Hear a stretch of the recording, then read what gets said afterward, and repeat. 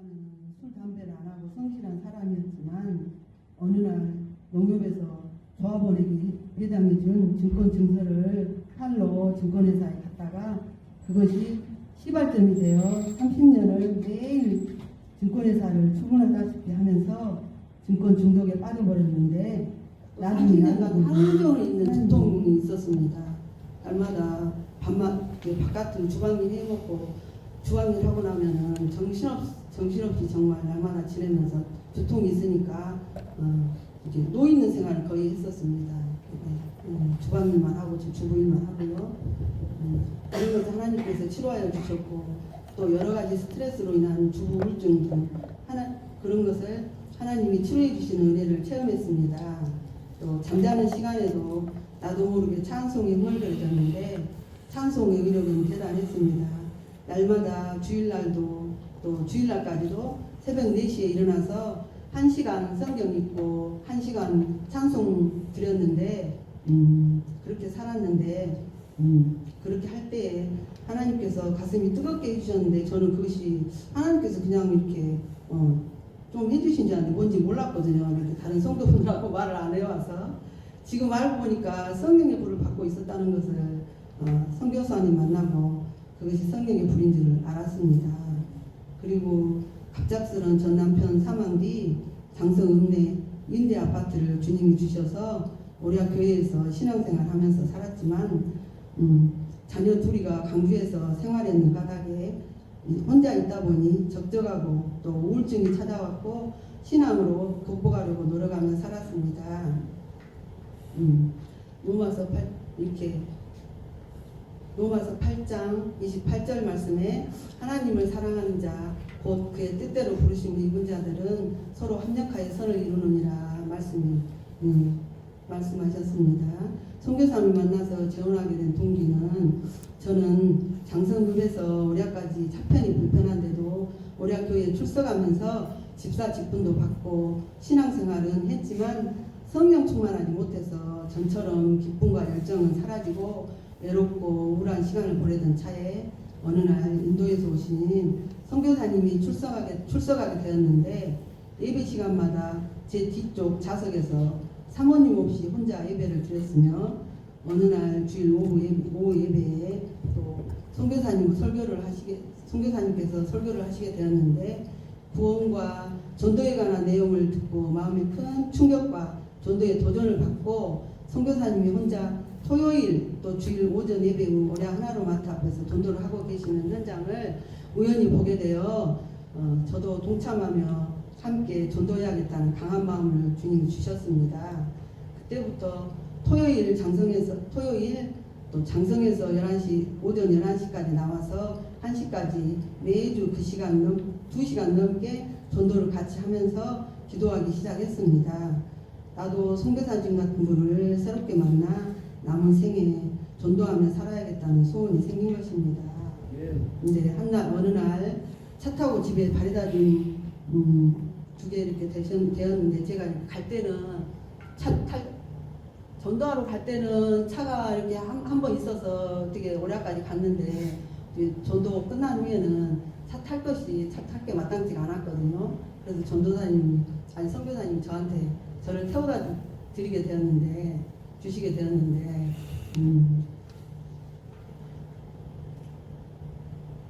그렇습니다.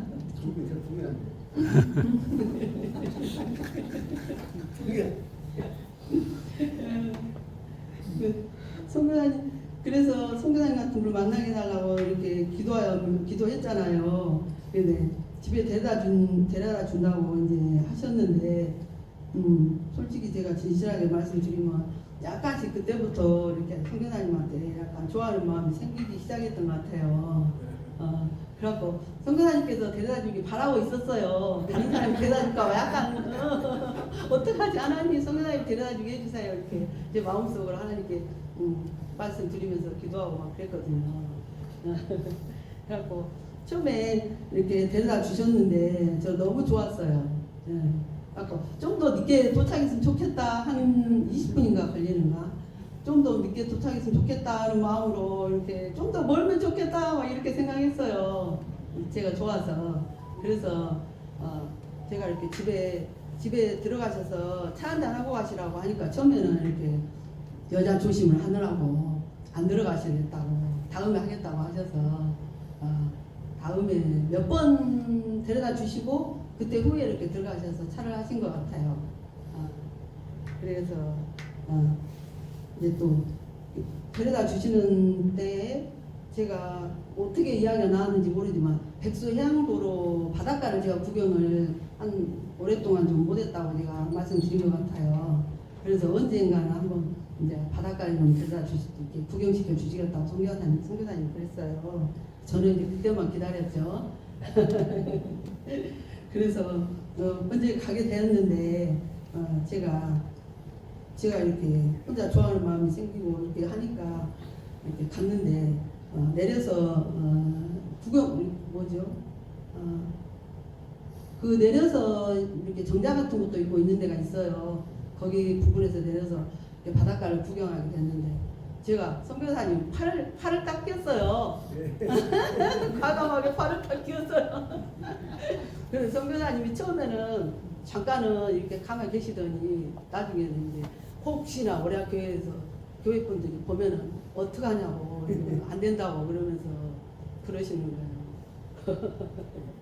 그런 얘기 있었어요. 충분히 친근한 자리 계신가?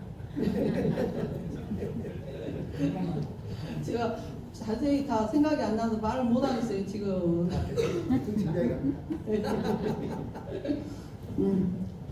이제 그렇게 시간이 가고 전도도 하면서 그렇게 저 데려다주고 하는 시간이 가고 해서 그때 작년 여름이었는데 이제 가을이 되고 가을 10월쯤 된 것 같아요.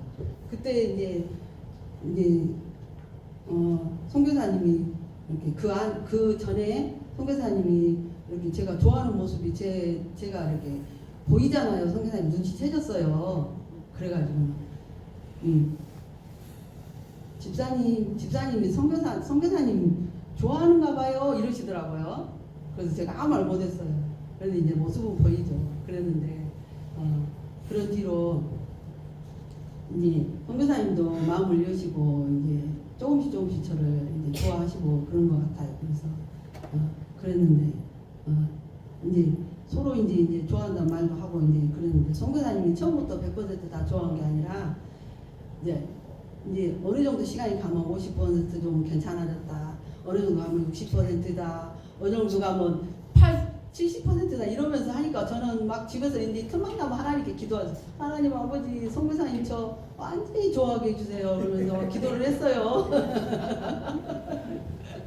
그래서 이제는 한 80% 정도 됐다 싶을 때 선교사님이 솔직하니까 그런 말씀 하시거든요. 워낙 솔직하셔서. 그래서 이제 둘이 차에서 이야기 나누다가 저 이렇게 둘이 이러다가 웃으면서 말도 해요.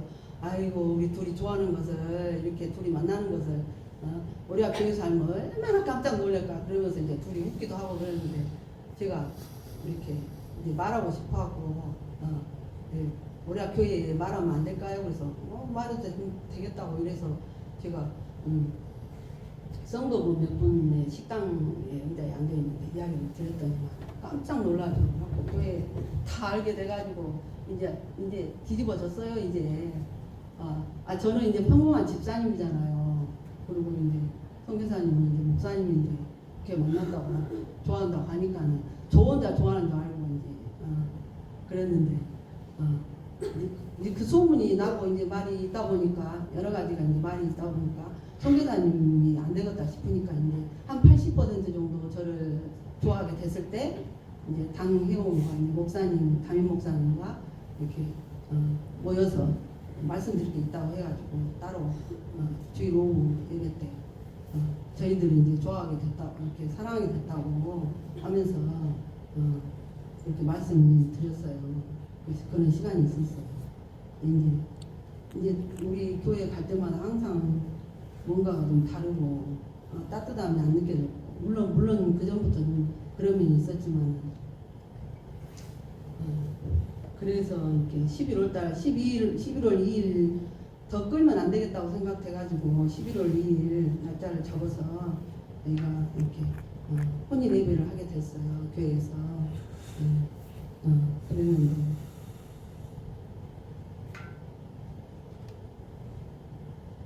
제가 이렇게 적지도 않은 걸 하게 됐네요. 말씀 어떻게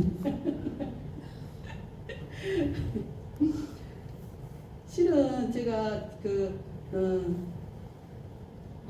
하나님께 기도하 드릴 때 제가 기도 드려주셔서 그랬다고 이렇게 적어놨는데 지금 그건 안 하고 선교사님 혼자 20년 동안 살아오신 선교사님을 저희 동반자로 주셔서 작년 11월 2일 혼인 예배를 드렸습니다. 그리고 이제 다 말씀 못 드리지만 교회 이야기라 다 말씀 못 드려요. 이렇게 많은 일이 있었어요. 이야기에서. 이제는 인도 선교 이야기를 하겠습니다. 작년 12월부터 올해 1월 중순까지 한 달 동안 선교사님과 제가 인도에 이렇게 순회하면서 전도를 다녀올 기회가 있었습니다. 선교사님은 선교지에서 질병을 얻어서 코로나 전에 귀국하셔서 안양에서 운동과 치료와 산상기도 역전 앞에서 산상기도 하시고 역전 앞에서 전도하며 계시던 중 박주관 집사님 소개로 한평에 오시게 되었다고 하시더라고요. 매일 인터넷 줌을 통해 화상 예배를 현지 목사님들과 성도, 학생 등 15명에서 20명과 월요일에서 토요일까지 새벽 예배를 인도하고 계시는데 저희들이 은혜가 넘칩니다. 작년 12월 1월달에는 선교사님을 따라 인도 사역지를 순회 전도 사역을 했는데 그것은 우리나라 60년대에서 70년대 수준이었고 새로운 경험을 통해서 선교의 소중함을 깨닫고 돌아왔습니다.